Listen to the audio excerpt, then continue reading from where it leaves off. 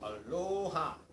This is Trinidad, your island man, coming to you straight from Hawaii, talking about the 4-night crossover event starting with Supergirl. Just watched the first episode of Supergirl, and let me just tell you that that was a little bit of a bait and switch.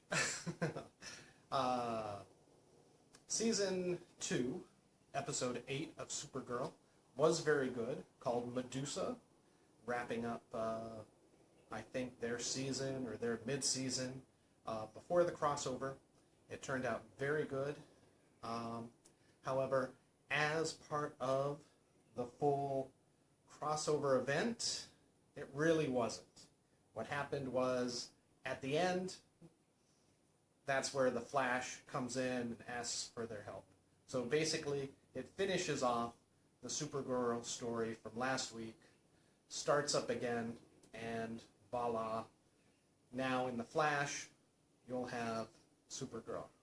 So instead of like 4 nights, it's not really a 4-night event, it's more of a 3-night event, there.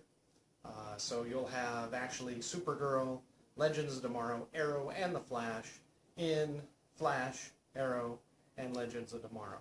So starting off, let me just talk about episode 8. It was pretty good. I enjoyed it. It was a good wrap-up. You got to see what the heck was going to happen to John Jones.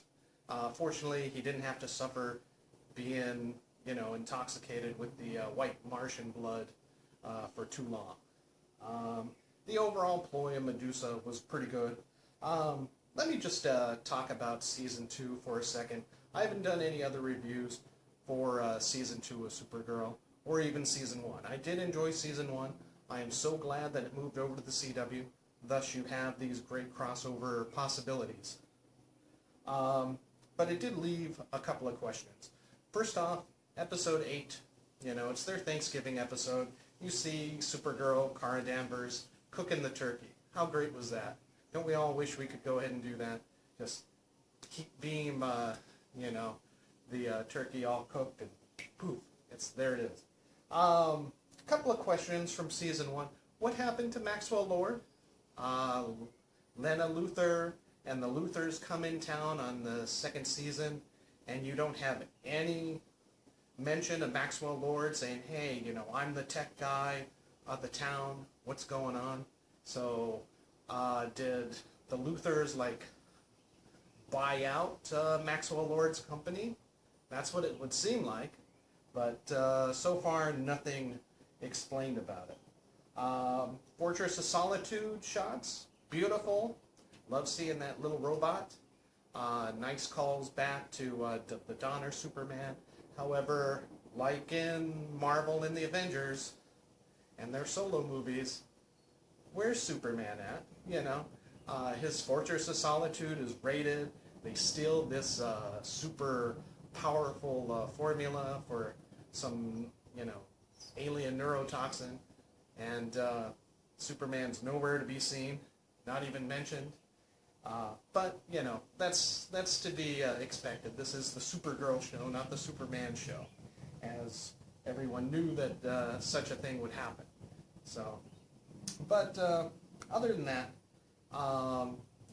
it's kind of nice that they said that they re-engineered the virus so it wouldn't affect humans, because, right away when it said, oh, it only doesn't affect Kryptonians, you're like, well, why were the humans not, fixed? And I mean, you could kind of think that, oh,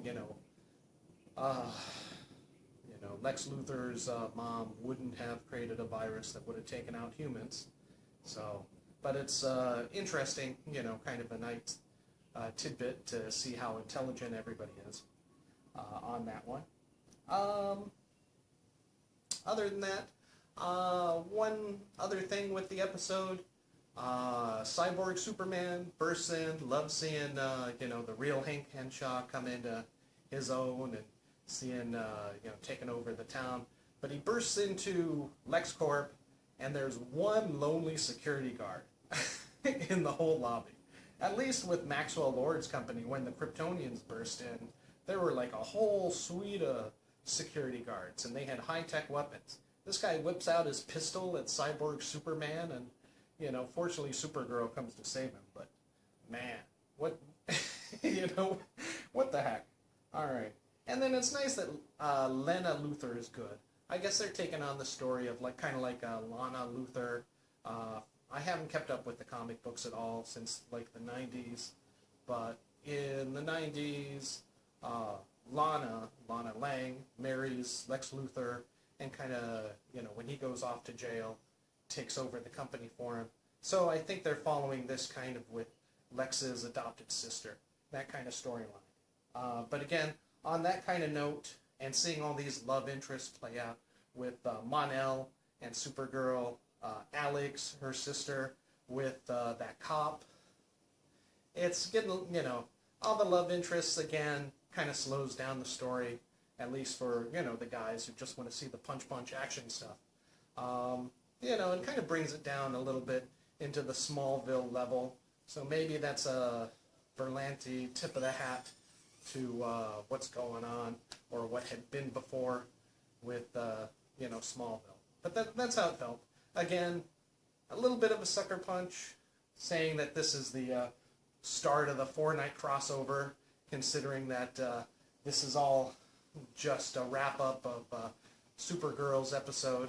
And then now on The Flash, tonight, Tuesday, we'll go ahead and see the beginning of the 4-episode crossover. Or actually 3-episode crossover. Alright, so I'll go ahead and see how it goes. I'll be back with my thoughts probably tomorrow morning, Wednesday, after I watch The Flash and think about it and see how this forms. But right now, overall, if you're not watching Supergirl, catch up on Season 1. It's not as good as Season 2, but hey, it did start the ball rolling, and I'm glad to see it on the CW now.